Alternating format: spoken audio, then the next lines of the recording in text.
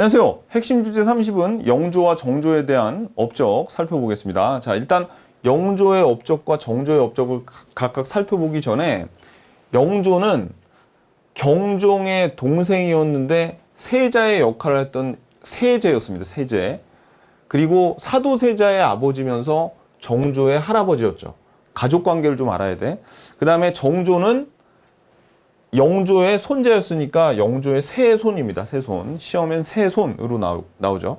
그 다음에 사도세자가 아버지였고 해경궁 홍씨가 어머니였어요. 그래서 사도세자와 해경궁 홍씨의 아들이었습니다. 일단 요거 가족 관계를 먼저 좀 아셔야 되고, 그 다음에 영조가 한 업적 중에서 시험에 제일 잘 나오는 게 이 탕평비 건립하고 균역법 시행, 요 두 개가 제일 잘 나옵니다. 그 다음에 속대전, 그리고 또 탕평책을 해서 서원을 정리했다는 거, 요거 알아두시고요. 그 다음에 정조는 다 중요한데 특히 초계 문신제를 실시했다, 장용영을 설치했다, 규장각을 설치했다, 그 다음에 금난정권을 실시했다, 그 다음에 대전통평과 일성록을 편찬했다. 요 내용들을 오늘 외우는 게 목표입니다. 그래서 요거부터 외워야 돼. 그러니까 이거 외우면은 그냥 요거는 쉽게 다 풀립니다. 자, 오늘은 영조와 정조에 대해서 살펴보겠는데, 이 영조가 숙종의 아들인데 사실 요 영조가 왕이 되기 전에 영조의 배다른 형인 경종이 왕이었거든요. 그래서 요 내용을 좀 알아야 됩니다. 영조 때를 이해하기 위해서는. 자, 경종이 영조의 배다른 형인데 누구의 아들이냐면 숙종과 희빈 장씨 장희빈의 아들이 경종이었어요. 그리고 숙종과 숙빈 최씨 사이의 아들이 영조였습니다. 이 숙빈 최씨가 인현왕후의 보기에 많이 도움을 줬었죠. 무술이 출신이고. 그래가지고 장희빈이 사약을 받고 죽습니다. 근데 이때 요거를 주도했던 게 노론이에요. 노론이 여기에 사약을 내리는데 많이 개입을 했고, 소론은 별로 여기에 관여를 안 했어요. 그래가지고 경종이 세자임에도 불구하고 노론은 혹시나 이 경종이 왕이 되면 복수를 당할까봐 연인군을 지지를 했습니다. 이제 다음 왕으로, 숙종 다음 왕으로. 근데 소론은 그냥 세자니까 경종을 지지를 했어요. 그래가지고 경종이 왕이 됐습니다. 이제 경종이 왕이 됐어요. 그리고 이 노론 같은 경우에는 이때 당시 집권 여당이었죠. 그래가지고 뭐 2차 저차 해가지고 경종이 노론을 제거하고 소론이 집권 여당이 돼요. 이제 권력을 잡았죠, 소론이. 그랬는데 경종이 몸이 되게 약했습니다. 그리고 아들이 없었어. 그래가지고 원래 아들이 있었으면 경종이 좀 몸이 약하니까 세자를 세워가지고 혹시나 왕이 잘못되면 이 세자를 왕으로 세워야 될 거 아닙니까? 그죠? 그런데 아들이 없었기 때문에 세자는 안 되더라도 경종의 동생인 연인군을 세자 역할을 하는 동생이라 그래서 세제로 세웠어요. 세제로. 그럼 이제 여차해가지고 경종이 죽으면 이 연인군이 왕이 되는 거죠. 근데 그런 일이 실제로 벌어집니다. 어떤 일이 벌어지냐면 이 경종이 몸이 되게 약하고 맨날 배탈 나고 그랬는데 입맛이 없다고 하니까 이 영조가 형님 맛있는 거 드릴게요 하고 간장게장하고 입가심하라고 생감을 줬는데 이 두 음식이 굉장히 궁합이 안 맞고 배탈이 난대요. 그래가지고 어떻게 이 경종이 그걸 먹고 나서 막 그 복통에 시달리고 그러다가 그만 사망을 하게 됩니다. 그래서 이 영조가 그 간장게장하고 감을 줘가지고 상태가 악화돼서 죽었잖아요. 그래서 독살한 거 아니야? 연인군이 요 경종을 왕이 되려고 독살한 거 아니야? 그래서 독살설이 퍼졌었어요. 요게. 그래서 이제 경종이 죽고 나서 영조가 왕이 됐죠. 왕이 됐는데 지금 현재는 누가 집권 여당입니까? 소론이 집권 여당이잖아요. 그죠? 그래가지고 이때부터 이제 일이 좀 꼬이기 시작해요. 그래서 자, 지금 상황은 어떻게 돼? 영조가 즉위를 했을 때는 자기를 지지해줬던 노론이 아니라 소론이 집권 여당이었습니다. 그러면 이제 자기를 지지해줬던 노론 쪽으로 이제 이게 바뀌게 되겠죠. 그래서 그 내용을 이제 한번 살펴보자고요. 그 과정을. 자, 기본서 133페이지 영조에 대해서 보겠습니다. 영조는 52년 동안 왕을 했어요. 조선시대 최장기 재위 기간을 자랑하고 있습니다. 뭐 요건 참고로 알아두시고, 영조가 즉위하고 나서 얼마 안 있어서 이인자의 난이 일어나는데 이 이인자의 난이 이제 권력에서 떨어져 나간 소론 측에서 일으킨 난이에요. 근데 결론이 이거야. 만약에 영조의 아버지인 숙종 같았으면 소론 니놈들이 난을 일으켜 해가지고 소론을 싸그리 다 잡아 죽이고 노론만 등용을 해서 이게 뭐예요? 황국이죠, 황국. 황국 정치를 일으켰을 텐데 영조는 그렇지 않았습니다. 영조는 자기 아버지 때 그 정치 상황 같은 걸 보고 한쪽이 권력을 잡게 되면 왕의 눈과 귀가 멀어진다는 걸 알았어요. 그래서 어떻게, 그렇죠. 이 두 개의 다른 정치 세력이 서로 견제를 해야지 건전해진다는 걸 알고, 그러니까 결론은 이거예요. 이인자의 난이 일어났음에 영조가 즉위하자마자 자기의 반대 세력인 소론 측에서 이인자의 난을 일으켰음에도 불구하고 소론을 이렇게 멸살시키거나 그러지 않고 소론, 노론을 골고루 등용한 탕평책을 시행했다. 그게 결론입니다. 요 1번의 결론은. 무슨 얘기인지 아시겠죠? 자, 그럼 볼게요.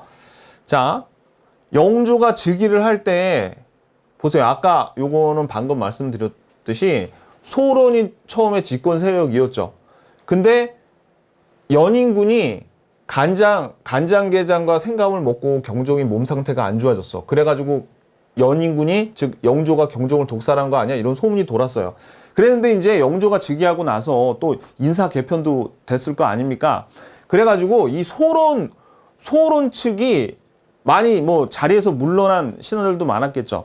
그래가지고 정계에서 축출된 일부 소론이 주축이 돼서 남인 세력하고 경종 독살설을 주장하면서 난을 일으켰는데 이게 실패를 합니다. 근데 이때 이인자의 난이 일어났을 때 이 영조를 소론 애들 전체가 다 그러니까 영조를 막 이렇게 난을 일으켜서 잡아서 끌어내자 이런 게 아니었어요. 소론 측에서도 이 영조 쪽에 우호적인 소론이 있는가 하면 이렇게 강경하게 영조가 독살을 해서 왕을 죽였어. 이렇게 강경한 측으로 나눴는데 이 이인자의 난이 일어났을 때 이 영조와 우호적인 측은 오히려 어떻게 해요? 자기의 결백을 주장하기 위해서 이인자의 난에서 나름대로 공도 세우고 또 영조가 공을 세우게 만들어 줍니다. 그래서 어떻게? 그래야지 서로 탕평 정책을 골고루 정치할 수 있게 소론도 살려둘 수가 있겠죠. 실제로 그렇게 됩니다. 자, 그래서 영조가 어떻게 하냐면, 그러니까 이 소론, 다시 한번 말씀드리지만 이 영조에게 크게 반대하는 이인자 같은 그런 소론이 있었고, 그 다음에 우호적인 소론 세력이 있었는데 이 우호적인 세력으로 하여금 얘네들을 치게 만들고, 그죠? 또 이렇게 공을 세우게끔 만들어 가지고 어떻게 이 영조가 각 붕당에 모두 역적과 충신이 있어. 그러니까 붕당을 타파하고, 그러니까 서로 너희들 싸우지 말고 인재를 고루 기용하는 탕평 정책을 할 거야 라고 했습니다. 그래도 어떻게 여기 주모자가 소론이었고 애초에 노론의 지지를 받고 자기가 왕이 됐잖아요. 그래도 노론이 전국을 지배하게 됩니다. 물론 이 영조가 이 소론 쪽도 힘을 실어주긴 하는데 탕평 정책을 하긴 하는데 그래도 노론이 전국을 아무래도 지배를 하게 돼요. 자, 그래서 요 내용을 잘 읽어봐야 돼. 이 1번 같은 경우에 영조가 즉위해서 이인자의 난이 일어나서 소론 쪽이 완전히 박살이 난 게 아니라 어떻게 해요? 이인자의 난이 일어났음에도 불구하고 탕평 정책을 잘 시행했네. 요거를 보여주고 싶은 겁니다. 근데 이인자의 난이 나오면 여러분들이 이제 앞에 나왔던 난하고 좀 헷갈릴만 해요. 지금 어떻게 정열입의 난 기억나세요, 여러분? 정열입의 난은 선조 때 일어났죠. 선조 때. 그죠? 그 다음에 또 난 하나. 이괄의 난은 인조 반정 이후에 이괄이 그 공신책봉에 화가 나서 일으킨 그 난. 그래서 정묘호란의 원인이 된 거. 그래서 정열입의 난, 이괄의 난, 이인자의 난 헷갈리시면 안 됩니다. 요게 영조 때 일어났어요. 이인자의 난은. 자, 영조의 탕평책에서 제일 시험에 잘 나오는 건 요 탕평비 별표. 너무너무 시험에 잘 나옵니다. 탕평비를 어디에다가 건립했다는 것도 중요한데 성균관 입구에 탕평책에 대한 내용을 표방해서 탕평비를 건립 밑줄. 그럼 이 내용은 뭐냐면 뭐 이런 겁니다. 여기 뭐라고 써있냐면 논어에 나오는 구절인데 군자가 되는 애들이 그렇게 편향적이어서 되겠니? 이 소인배들처럼 편향적으로 살지 말고 군자의 길을 걸어라. 뭐 그런 내용이 적혀 있습니다. 자, 그래서 이 탕평비. 그 다음에 이 영조가 내세우고자 하는 거는 완론 탕평이었어요. 요거는 뭐냐면 이겁니다. 각 붕당에 온건하고 타협적인 인물들을 모으는 거예요. 그러니까 이런 거죠. 여기 노론 세력이 있고 여기 소론 세력이 있다면 이 중에서 나는 소론 애들이랑은 밥도 먹기 싫어. 그리고 소론 애들은 나는 노론 애들이랑은 숨도 쉬기 싫어. 뭐 이런 애들 있죠. 얘네들은 배제하고 좀 온건한 애들, 노론과 소론 얘네들끼리 서로 대화도 가능하고 토론도 가능한 애들을 뽑아서 탕평파를 구성을 해서 얘네들을 데리고 정치를 한다는 얘기야. 다른 계파 애들 모아가지고. 자, 근데 이따가 정조하고 좀 비교가 되는 건 보세요. 여기 영조의 완론 탕평은 온건한 애들을 모아서 또 다른 파를 하나 만들어서 같이 정치를 했잖아요. 근데 정조는 준론 탕평이라 그래서 이거랑 방식이 완전히 다릅니다. 어떻게 하냐면 정조는 그냥 야 니네 둘이 싸우려면 싸워. 싸우게 놔두고 정조가 매우 학문적으로나 뛰어난 왕이었기 때문에 자기가 이걸 판단을 하는 거예요. 둘이 이렇게 막 싸우면 여기에 대한 거는 네가 틀렸어 임마. 네가 맞아. 이렇게 결론을 내려준다는 게 준론 탕평입니다. 그러니까 완전히 다르죠. 자, 그리고 우리 핵심 25에서 봤던 이조전랑 나왔는데 이조전랑 이게 왜 중요해요? 그죠? 이게 사림이 동인과 서인으로 나누게 계기가 된 게 이 이조전랑이죠. 그래서 여기 밑줄 보세요. 이조전랑의 권한을 약화시킵니다. 그래서 이조전랑의 대표적인 뭐가 있어요? 자기 후임자를 청거하고 그 다음에 3사의 관리를 선발하는 그런 권한이 있었잖아요. 근데 자, 그러니까 여러분들이 후임자를 청구하는 자청권, 통청권 이런 건 그냥 몰라도 돼요. 그냥 이조전랑의 권한이 약화가 됐구나. 요 정도만 아시면 됩니다. 요 정도만 아시면 돼요. 자, 그 다음에 요것도 밑줄. 살림을 부정했어. 살림을 부정했는데 거기에 어떤 게 포함이 되어 있냐면 서원을 대폭 정리한 겁니다. 서원이 이 살림들을 그러니까 서원이 전국적으로 다 퍼져 있잖아요. 다 퍼져 있어.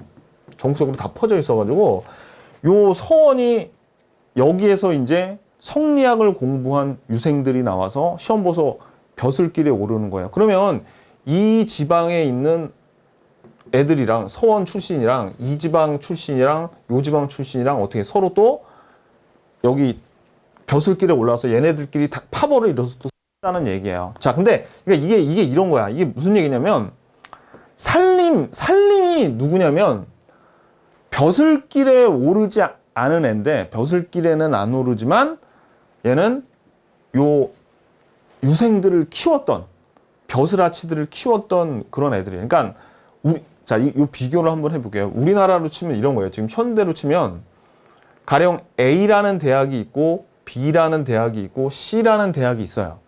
그러면 여기 각각 A, B, C에 A의 대학의 총장, B 대학의 총장, C 대학의 총장이 있죠. 근데 여기에서 졸업한 학생들이 다 어떻게 돼? 이제 공무원 시험에 합격해가지고 공직 사회를 다 이루고 있어. 그러면 이제 얘네들끼리 서로 나는 어느 대학 출신이야 이러면서 당파 싸움을 하고 거기에다가 요 총장이 여론을 일으킵니다. 야, 그거는 안 좋은 것 같아. 다른 걸로 해. 총장들이 어떻게 해? 총장들이 살림이나 마찬가지야. 근데 요즘에는 뭐 총장이 뭐라고 한다고 뭐 듣는 것도 아니지만 예전같이 이렇게 자기의 스승이 뭐라고 하면 아무리 벼슬길에 올랐다 그래도 말을 들어야겠죠. 그래가지고 어떻게 해요? 이런 여론이 공론을 형성이 되고 그랬었습니다. 살림의 대표자가 우리 앞에서 봤던 송시열이 있죠. 송시열이 살림의 거두였어요. 근데 벼슬길에 나오긴 했지만 자, 그래가지고 어떻게 이 살림들의 영향력이 컸는데 어떻게 살림의 존재를 부정하면서 어떻게 서원을 정리를 했습니다. 이 당파 싸움의 본거지인 요 서원을 대폭 정리를 했어요. 자, 그런데 이제 요게 한계가 있습니다. 한계는 얘네들이 일단 영조가 워낙 강력한 왕이었으니까 유능하고 강력한 왕이었으니까 일시적으로 중단이 됐는데 결국 탕평파 자체도 또 하나의 파벌이죠. 얘네들이 외척 위주로 이제 돌아가게 된 거예요. 외척. 그러니까 뭐 왕의 장인 장모라던가 아니면 뭐 그 외척들 중심으로. 그래서 결국은 이게 나중에 세도 정치의 씨가 됩니다. 세도 정치의 시발점이 되고요. 그리고 또 영조의 아들이 영화에서도 많이 나왔지만 사도세자죠. 사도세자는 쌀 뒤주에 갇혀가지고 죽었잖아요. 되게 잔혹하게 죽었는데 사도세자의 아들이 이제 정조가 되는 거죠. 근데 이 사도세자의 죽음을 두고 이제 시파하고 벽파하고 나눕니다. 시파는 좀 사도세자의 죽음을 애도하는 입장이었고 벽파는 당연히 죽었지 뭐 이런 입장이었어요. 그러니까 뭐 이 당이 뭐 노론에서 소론으로 갈리고 벽파에서 시파에서 갈리는 일이 그냥 우리 시험 수준에서는 이 정도로 알면 되는데 사실 더 복잡하고 훨씬 더 재밌습니다. 근데 우리 시험에는 그럴 필요 없어요. 나중에 제가 이제 그 한능검 강의 다 하고 유튜브에서 이거를 제가 설명을 드릴게요. 따로 동영상을 제작하는데 우리 시험에는 그럴 필요는 없다라는 거죠. 그래서 여기까지 여러분들이 이 영조의 탕평책에 대한 내용이었습니다. 자, 그 다음에 넘기시고 134페이지 보세요. 자, 이제 영조의 업적을 보자고요. 영조의 업적. 자, 시험에 영조의 업적은 두 개가 제일 잘 나오는데 균역법 실시하고 그 다음에 속대전 요 두 개가 제일 잘 나옵니다. 요 두 개는 무슨 일이 있어도 꼭 암기하셔야 돼요. 자, 일단 균역법은 우리가 여기 옆에다 적어요. 핵심 주제 35회 가서 자세하게 배울 거니까 오늘은 이것만 알아두세요. 균역법이 자 원래 조선의 양인들 백성들이 세 가지 부담이 있었죠. 조세, 공납, 역. 이 역에 관한 건데 원래 군포를 두 필 내던 거를 한 필로 줄여줬어요. 그러다 보면 이제 나라의 재정이 반으로 준 거 아니야. 이렇게 되면 그죠? 그러니까 어떻게 해야 되겠어? 이거를 보충을 해야 되기 위해서 재정 감소의 보완책으로 선무금포 어염세, 선박세 등을 부과했다는데 이것도 선무금포 어염세 이걸 외울 필요 없이 그냥 이걸 보완하려고 무슨 세금이나 이런 걸 걷었구나. 이 정도까지만 아시면 돼요. 오늘은 아셨죠? 자, 다시 균역법은 언제 시행이 됐어요? 영조 때. 이게 제일 중요해요. 영조 때 시행이 됐어요. 근데 요거를 두 필에서 한 필로 줄여주니까 무슨 세금 같은 거를 요 재정을 보충하기 위해서 더 걷었구나. 그러니까 시험엔 이런 게 나온단 말이에요. 요거 균역법 실시하면은 요거를 얘기하면서 이거는 뭐야? 균역법이야. 이거를 알아야 돼요. 아셨죠? 이런 세금을 거둔 게 뭐하고 관련돼 있다? 균역법하고 관련돼 있다. 요걸 알아야 돼. 그리고 이제 속대전은 보세요, 여러분들. 경국대전이 성종 때 만들어졌잖아요. 근데 시간이 많이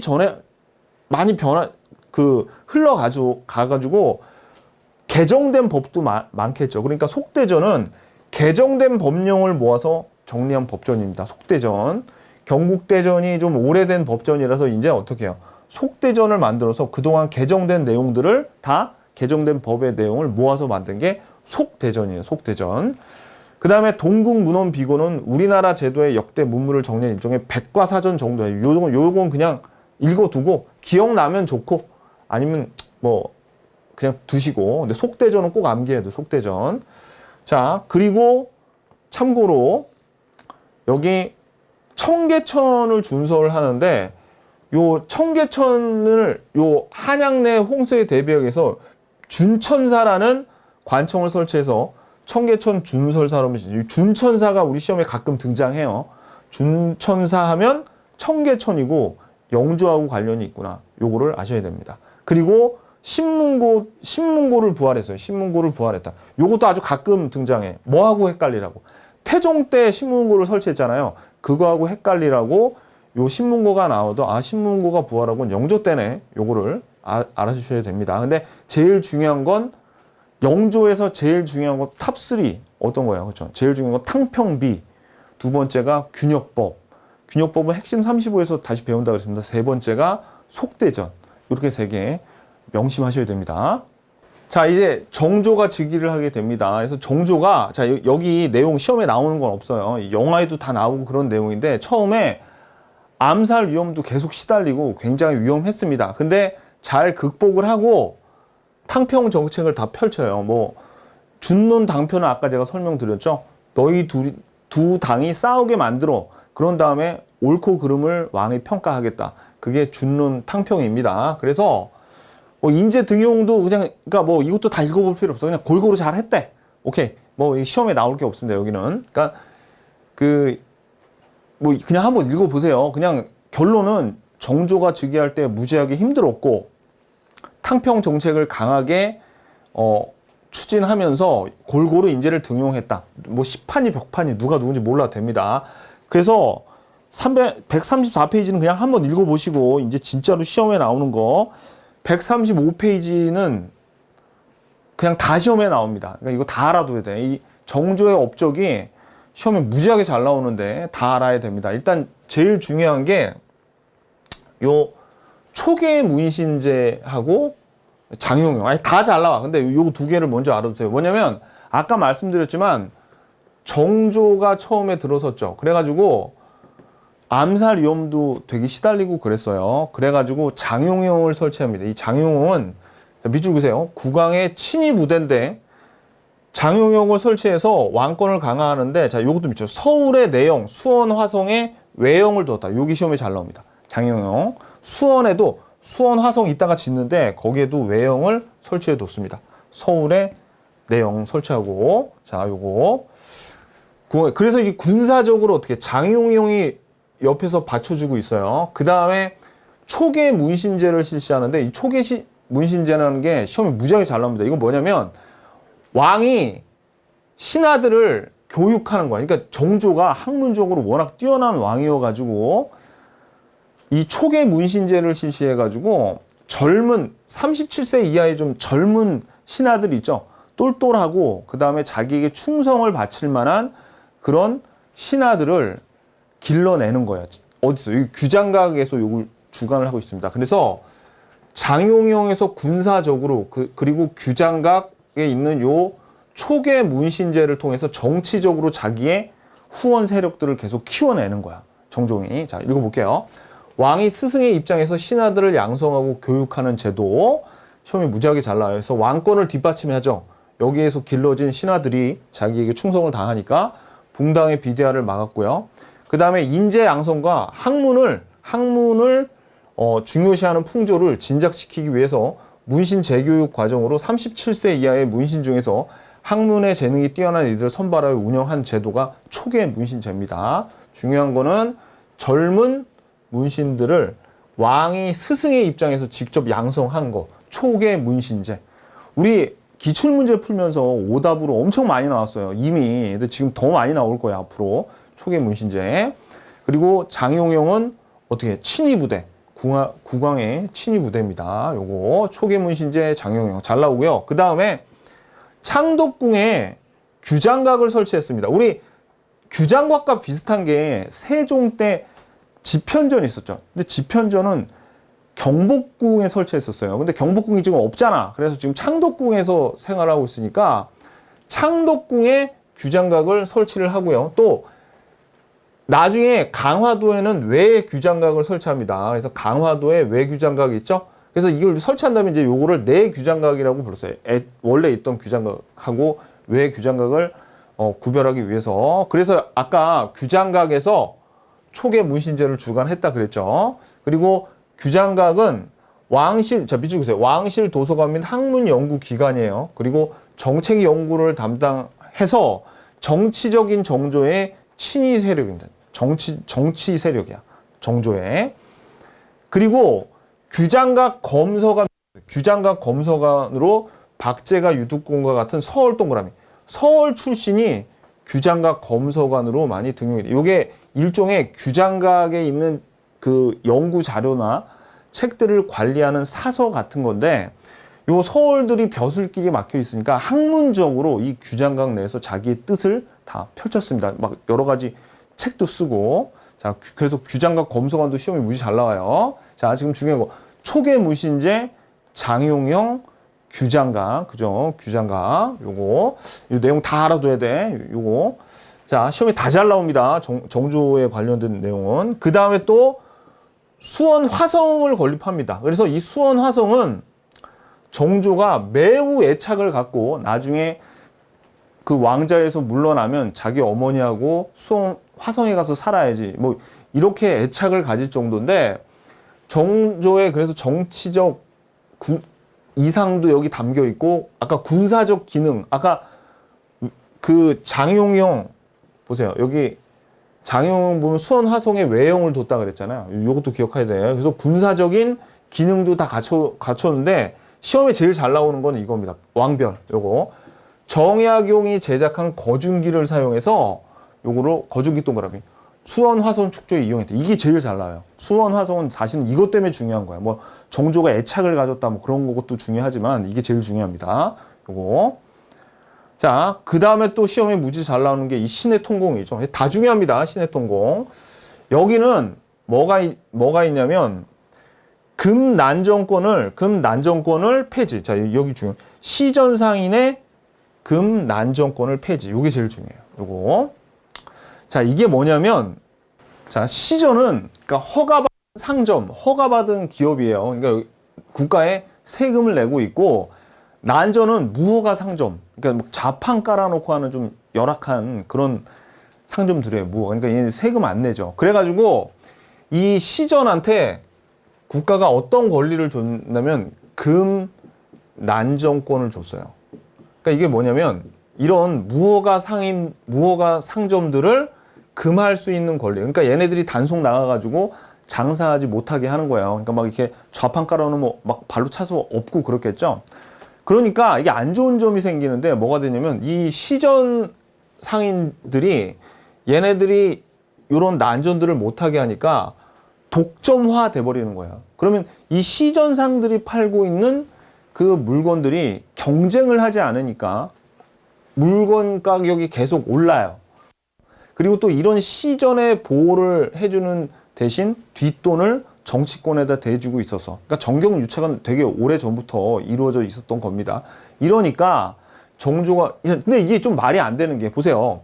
만약에 얘네들이 아무리 난전이 세금을 안 내는 그런 무허가 상점이지만 아니 같은 상인들이 와가지고 얘네들을 다 이렇게 단속하고 없는다는 게 말이 안 되죠. 어떻게 해야 돼? 그렇죠? 이런 무허가 상점을 단속하는 거는 국가가 해야죠. 국가가. 그죠? 국가가 해야 되는 거야. 그래서 이제 정조가 어떻게 이런 니들이 얘네들 좌판을 엎어버리거나 이렇게 난전을 금할 수 있는 권리를 없애버립니다.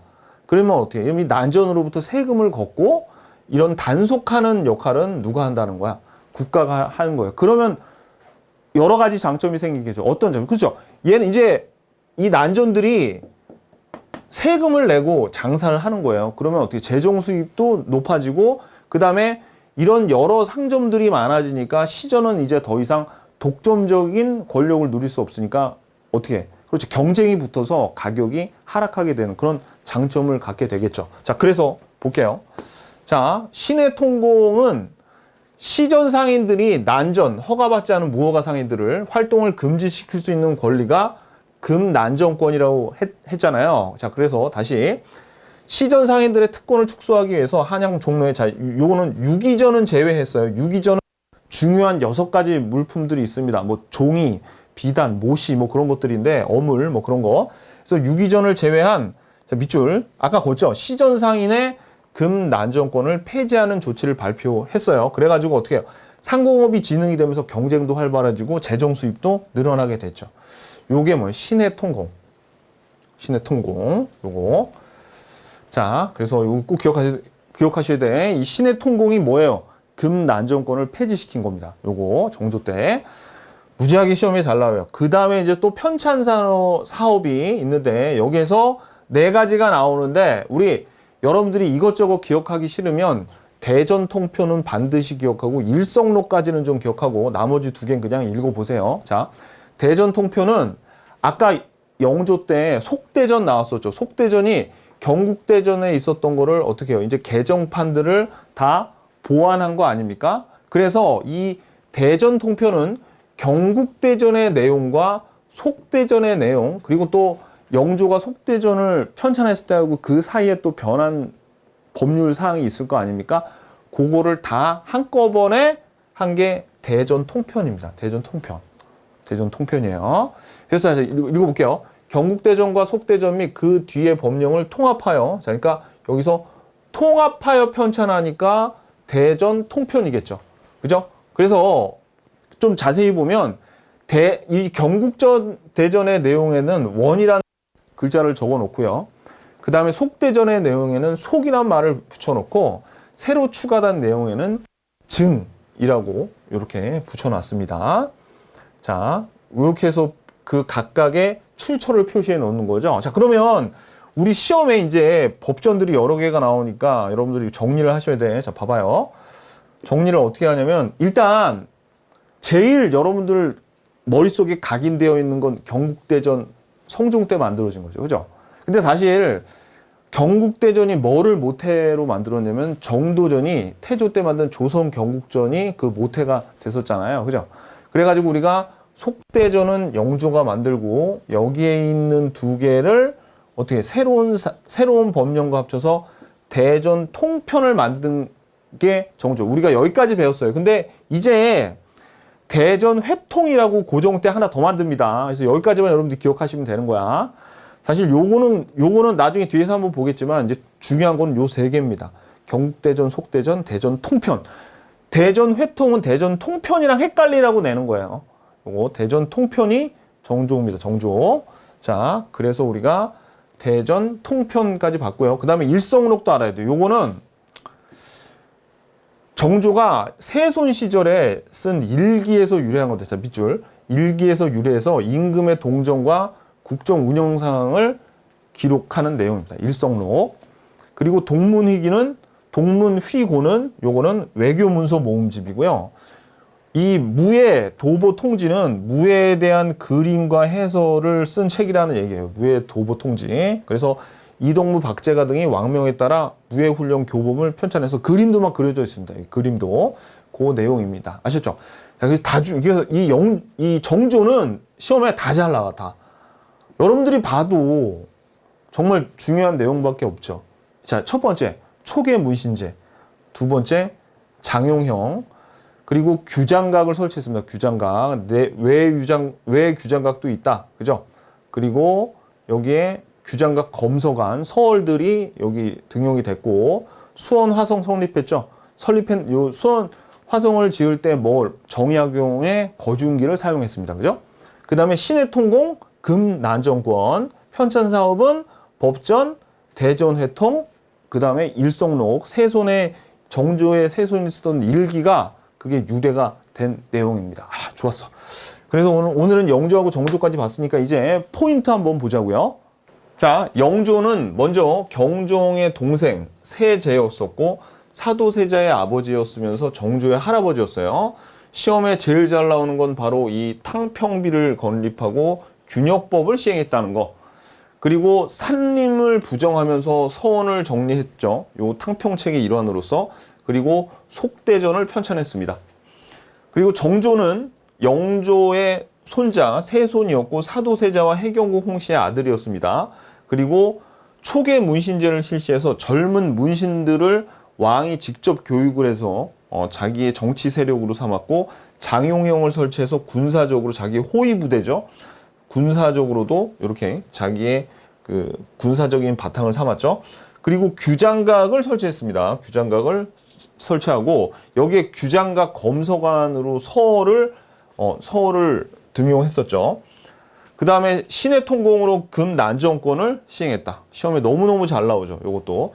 그리고 대전통편에는 경국대전과 속대전의 내용, 그리고 그 사이에 바뀐 내용 이렇게 세 개가 같이 실려 있다 그랬습니다. 그 다음에 일성록을 편찬했습니다. 요 내용 여러분들이 확실하게 암기하시면 모든 문제 다 풀 수 있습니다. 자, 기출문제 풀러 가자고요.